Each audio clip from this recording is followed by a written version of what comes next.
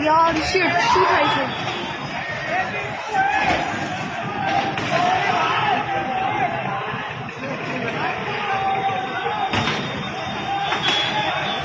જો બધા જતા આવતા હોય ને એમને મારે છે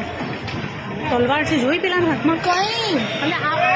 બ્લેક ટી શર્ટ વાળો છે ને જો એ એક્ટિવા કરો એક્ટિવા પાછળ છે અરે બાપ રે જોઈ જો જો